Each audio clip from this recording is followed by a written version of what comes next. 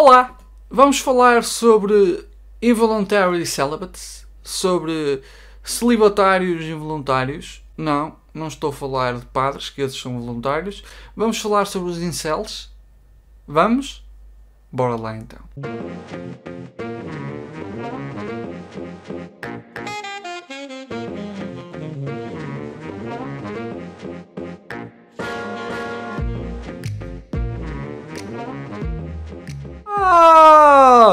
Como é que é? Está tudo?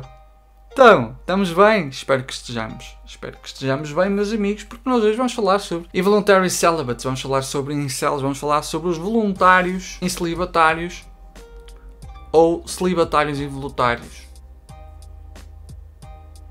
Enganei-me. Mas antes de continuar com o vídeo propriamente dito, peço-vos por favor que subscrevam o canal, coloquem gosto, comentem. Já sabem que não têm de comentar nada relacionado com o vídeo propriamente dito, podem apenas comentar aquilo que comeram ontem, que séries é que andam a ver, que jogos é que andam a jogar, que animes é que andam a consumir, que empreendimentos culinários é que andam a tentar na cozinha. Por favor, sejam mesmo específicos nos empreendimentos culinários que andam a tentar na cozinha, que eu leio todos os empreendimentos culinários e fico a imaginar, fico a salivar com água na boca. Eu gosto muito de aprender convosco, porque muitos deles eu já pratiquei na minha cozinha, que eu adoro cozinhar. Portanto, deem mesmo detalhes, falem de todo o processo, quase como se estivessem a descrever uma relação sexual num livro do Pedro Chagas. Não, o Pedro Chagas Freitas, por acaso, não é um indivíduo que saiba detalhar as coisas, mas vocês percebem o que eu quero dizer, como se estivessem a descrever um ato sexual, ok? Um ato amoroso. Descrevam tudo, desde a parte inicial, a cortar a cebola, a preparar o refogado, as preliminares, como se vocês estivessem a fazer uma espécie de falácio culinário, um cunilingus culinário, ok?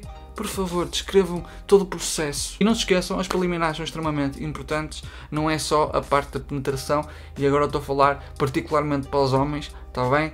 Pá, por amor de Deus, aprendam um bocadinho, está bem, moço? É isso. Até porque nós hoje vamos falar de incels. Então, eu hoje... E não se preocupem que isto tem a ver com o vídeo. Eu estou de férias. Hoje é segunda-feira, dia 26. É certo que o vídeo está neste momento a ser postado no dia 27, que é terça-feira. Eu posto às terças, quintas e sábado. Eu hoje, como estou de férias, fui fazer uma coisa que gosto muito de fazer quando estou de férias, que é ir ler livros para sítios aleatórios. E hoje fui para o Mercado Municipal de Braga, um sítio espetacular para se ler livros. Espetacular, não se passa nada. Pus a carregar a minha trotinete, que tem lá muitas tomadas, posso usar aquilo à vontade, que aquilo lá está, pertence ao município de Braga.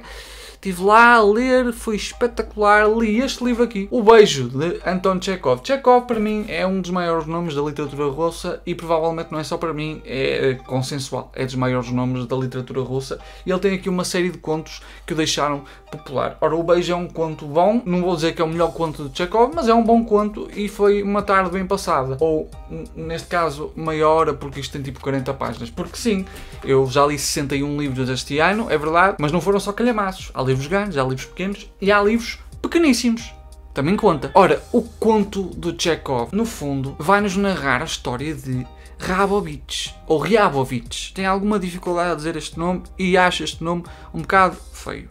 Tenho de dizer, não gosto do nome. Ryabovich é um elemento do exército russo que está em viagem e que vai ser convidado por um general para uma soirée, para passar uma noite. Nem é bem passar uma noite, que ele não dorme lá. É para um jantar, uma festa, como a alta sociedade russa costumava organizar na altura. Ora, e o Ryabovich, como o próprio nome indica, porque é um nome feio, era um moço magrinho, era um moço escancelado, era um moço que tinha umas suíças que pareciam um lince, tinha uns óculos e era assim um bocadinho choninhas. O que é um choninhas, camaradas brasileiros? É um nerd. É um indivíduo assim com alguma dificuldade na socialização, problemas de socialidade, nunca esteve com uma mulher, nunca teve uma relação com uma mulher, seja amorosa, seja ao nível sexual, nem com um homem. No fundo, o seu, a nível amoroso, era completamente virgem, não é? Era um rapaz que não tinha ainda amadurecido nesse aspecto e, de facto, não tinha ainda muita capacidade para falar com mulheres ou até homens, porque ele era simplesmente uma pessoa tímida, não era muito bom a socializar. E o Ryabovich, no início, sente-se um bocadinho tímido, mas depois vai bebendo e quando uma pessoa bebe, perde a inibição e vai começando a ficar mais confortável ali. Mas há um momento em que todos decidem dançar e peço imensa desculpa pelo spoiler, mas há contos melhores do Chekhov, portanto, opá, vocês podem skipar este se quiserem, mas ainda assim foi uma tarde bem passada, é um bom livro, ele escreve bem, mas não é um livro espetacular, é um bom livro. O Ryabovich, eles decidem dançar e o Ryabovich, opá, ainda assim sentia-se inibido, fala com alguns colegas do exército e diz assim, olha, vamos jogar bilhar, ou snooker. Então eles vão jogar snooker e do nada ele apercebe-se de uma coisa, dançar ou jogar snooker são coisas que ele não sabe fazer. E ele vê os colegas a jogar snooker, tudo muito bem, mas fica aborrecido porque ele nunca jogou na vida. E então ele aborrece, passado meia hora, e decide voltar para trás. Só que aquilo é um casarão e ele perde-se no caminho. Ele perde-se no caminho e do nada vai dar a um quarto assim meio escuro. E no preciso momento em que ele vai parar esse quarto, houve uma voz feminina a dizer assim, até que enfim! E do nada essa voz feminina corporiza-se numas mãos que abraçam o seu pescoço e lhe desferem um beijo. A mulher, apercebendo-se que se enganou porque tinha encontro marcado com outro gajo, não era aquele gajo, não era os choninhas, passa-se ao caralho. E ele fica tipo, o que é que acabou de acontecer aqui? Mas aquele foi o primeiro beijo que recebeu de uma mulher, portanto ele fica o resto da noite a fantasiar. Quem é que seria a senhora, porque estava escuro e ele não conseguiu perceber. Estava ali a tentar desmistificar quem é a moça, quem é a moça, quem é a moça. O gajo estava mesmo ali a tentar descrever quem era a gaja e não conseguia.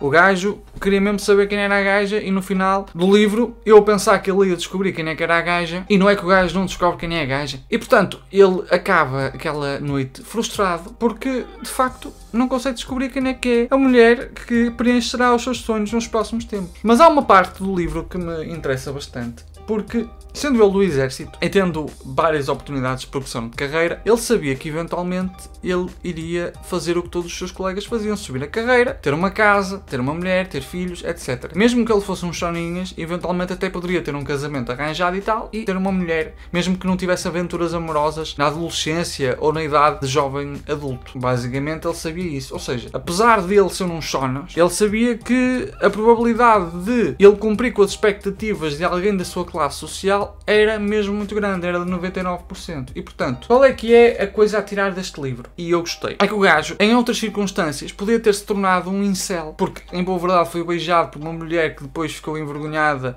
porque não era ele que queria beijar, era outro gajo e ficou extremamente frustrado, não é? Ele em outras circunstâncias poderia ter se tornado um incel, um involuntary celibate, um gajo que vai para a internet, um gajo que devido à sua inadequação para estar no chamado dating game, para jogar o jogo do dating, não é? Acaba por começar a acreditar numa série de teorias, muitas delas da conspiração de extrema-direita, de que a culpa por tu não conseguires arranjar uma mulher é o facto de as feministas estarem a fazer com que as mulheres tenham mais papéis que os homens na sociedade, etc, etc. Ele aqui não se tornou um incel. Porquê? Porque ele tinha expectativas bastante seguras daquilo que seria a sua vida. Ora, uma grande parte, isto é curioso, uma grande parte dos incels são precisamente jovens da classe trabalhadora. São jovens da classe trabalhadora com uma certa sensação de inadequação para relacionamentos, para a vida amorosa e que acabam por cair em funis de extrema-direita que estão geralmente associados a movimentos de reposição da sociedade tal como ela era, uma sociedade conservadora em que a mulher fica na cozinha, etc, etc. São jovens da classe trabalhadora, geralmente, que acabam por cair nestes funis do involuntary celibate, porque o celibatário involuntário não é só um celibatário involuntário, é um indivíduo que acaba por cair em funis de extrema-direita que estão ora no Reddit, ora no 4chan, ora no YouTube, etc, etc. Muita gente que consome o conteúdo dos Andrew Tates desta vida é precisamente incel, involuntary celibate, celibatário involuntário. Como é que se explica o surgimento dos incels? Eles têm razão quando dizem que a culpa é dos feministas? Não, este vídeo não tem por objetivo explicar a história toda dos incels e não é um vídeo ensaio. É apenas uma pequena dissertação da minha parte que, no fundo, resulta de uma inspiração quase divina que eu tive depois de ler este livro, O Beijo, do Anton Chekhov. Como é que eu acredito que, efetivamente, o fenómeno incel aconteça no caso da classe trabalhadora? Quais são as minhas explicações para isto? O capitalismo, e particularmente o capitalismo tardio, geraram duas coisas que são concomitantes, que são concorrentes. Por um lado, há a formação da sociedade de consumo no século XX, não é? E um dos principais arquitetos da sociedade de consumo, ou desta extensão do consumo à classe trabalhadora, é o Henry Ford. O Henry Ford não era boa pessoa, mas ele fez uma coisa. Epá, se eu começar a pagar mais aos meus funcionários da Ford, eles são capazes de começar a comprar os meus carros. E foi precisamente isso que aconteceu. Ora, depois o movimento acabou por se estender a um conglomerado de empresas e, eventualmente, a classe trabalhadora começou a ter acesso a bens de consumo que antes não tinha. É assim que se forma a sociedade de consumo. A sociedade de consumo, tal como a conhecemos hoje, não vem a existir porque a burguesia tem muita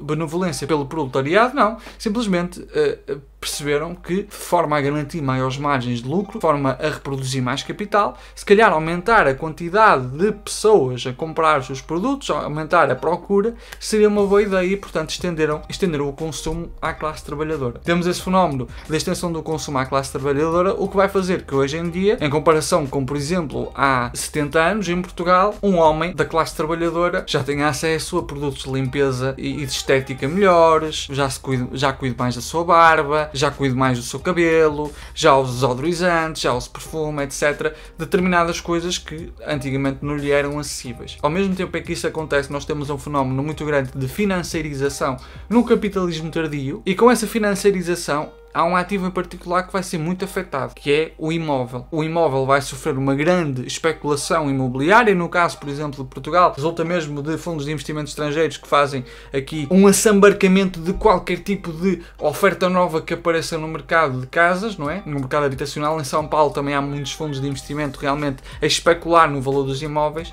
e então a classe trabalhadora, em comparação com, por exemplo, há 40 anos, ou mesmo há 30 anos, ou mesmo há 20 anos, que, por exemplo, é o caso do meu pai, tem muito mais dificuldade em aceder a uma casa, em aceder a um crédito à habitação, etc, etc. Ou mesmo a um arrendamento, ou, lá está, como vocês colegas brasileiros dizem, um aluguel. E então, determinadas coisas que são necessárias para ter uma família hoje em dia, seja ela heteronormativa ou não, hoje em dia são muito mais difíceis. Então as expectativas da classe trabalhadora, e particularmente os jovens da classe trabalhadora, estão frustradas. Ora, os jovens da classe trabalhadora com dificuldades de sociabilidade, às vezes a precisar de terapia, às vezes a precisar de uma série de cuidados que não podem ter porque são pobres, veem também que a vida está cada vez mais difícil, e aquilo que era a expectativa comum de um cidadão médio, hoje em dia já não pode ser essa expectativa, não é? Hoje em dia já não podem sonhar com a possibilidade de ter uma casa, filhos, etc, porque a verdade é que é muito mais difícil. Então há aqui uma percepção de esvaziamento daquilo que é a capacidade da família, não é? Há uma sensação de destruição da família, que é causada, em boa verdade, pelo capitalismo, e não é a família burguesa, é a família da classe trabalhadora. A família da classe trabalhadora tem vindo a sofrer mais por causa do agravamento de determinadas condições de vida. Há aqui uma sensação de que realmente a vida está mais difícil e formar uma família é mais difícil, seja ela heteronormativa ou não, mas vamos nos focar no caso heteronormativo, porque estamos a falar de jovens heterossexuais. E então, esses jovens, tendo problemas de sociabilidade, não podendo recorrer a um psicólogo porque são pobres, às vezes não podendo falar com os seus próprios pais porque os pais estão a trabalhar muito para pagar uma renda que se está a agravar cada vez mais, acabam por cair em círculos de sociabilidade digital que começam por ser epá, olha, eu quero aprender a falar com as mulheres, e acabam nos androtates desta vida. Geralmente, se tu fores ao YouTube neste momento e procurares How to Date Women, como namorar com pessoas, com mulheres, a probabilidade do algoritmo de fazer cair no funil de extrema-direita é muito grande, particularmente se fosse um jovem, por exemplo, dos Estados Unidos, em que a chamada manosphere prepondera. É extremamente preponderante, se bem que já esteve numa fase mais alta, hoje já está, eu noto, a decair, até porque algumas das suas figuras principais têm processos criminais, outras foram expulsas do YouTube, outras faleceram, mas de qualquer modo, a probabilidade de jovens da classe trabalhadora com problemas de sociabilidade caírem em círculos de extrema-direita que começam por esta chamada manosphere é muito grande. E a receita para todos os círculos de extrema-direita é a mesma. Ao invés de imputarem a responsabilidade por estes fenómenos àquilo que efetivamente está a acontecer, não é? Ao capitalismo tardio, à especulação imobiliária, à falta de acesso a cuidados de saúde para a classe trabalhadora, à falta de, por exemplo, acesso a cuidados estéticos, porque depois os jovens também sentem que os jovens mais pobres, esse foi o meu caso quando era miúdo, não podem comprar uma boa roupa, não podem comprar umas boas sapatilhas, não podem comprar um bom perfume, etc. E sentem que estão, entre aspas, a competir com gente com mais dinheiro e acham que as mulheres é que são interesseiras. Não tem que ver com isso. Tem que ver com o facto de que tu às vezes não dispões das ferramentas necessárias para cuidares de ti, nem tão pouco tens ninguém que te ensine a com pouco cuidares de ti e fazeres a tua higiene pessoal e assim. Os jovens da classe trabalhadora geralmente são muito mais afetados por isso, e a extrema-direita vai-lhes dizer que a culpa por isso tudo é do feminismo, que está a inverter os papéis de género, é das pessoas trans, e atacam os movimentos progressistas e os movimentos de emancipação até de minorias raciais, porque o jovem branco da classe trabalhadora hoje em dia já não consegue aceder a certas coisas que os pais acediam, por exemplo, a um crédito à habitação, e ele acha que o que está a acontecer é que essas coisas estão a ser concedidas a outros grupos, quando na realidade, se ele olhar bem, esses outros grupos estão a passar pelas mesmas maleitas e às vezes por maleitas piores, a maioria das vezes por maleitas piores. É que, por exemplo, um jovem negro tem na mesma dificuldade em aceder a um crédito à habitação, por exemplo, nos Estados Unidos, e ainda tem de levar com a violência policial redobrada, ainda tem de levar com uma série de discriminações mesmo ao nível laboral. Isso acontece, há várias estatísticas que o comprovam, e eu estou a falar do caso dos Estados Unidos, mas poderia falar de outros casos. Ora, o fenómeno do, vou-lhe chamar incelismo, o fenómeno do incelismo, vamos-lhe chamar assim, incelismo, resulta muito de expectativas frustradas. A partir do momento em que a classe trabalhadora começa a ter o seu horizonte de expectativas frustrado, o seu horizonte de perspectiva de futuro frustrado, um horizonte que antes tinha e de há uns anos para cá deixa de ter, a possibilidade de se radicalizar é muito grande. E pode radicalizar-se para a esquerda, e a esquerda, efetivamente, estando nos lugares certos e promovendo espaços de sociabilidade, pode dizer assim, não, a culpa é do capitalismo, a culpa é do burguês que te explora, ou pode ser radicalizado para a extrema-direita, que é o que tem acontecido. E da mesma maneira que as pessoas que têm dificuldades na sua vida da classe média-baixa, às vezes vão parar à extrema-direita e culpam os imigrantes, muitas vezes os jovens da classe trabalhadora que têm dificuldade de sociabilização e não se veem a ter uma família no futuro, acabam por desaguar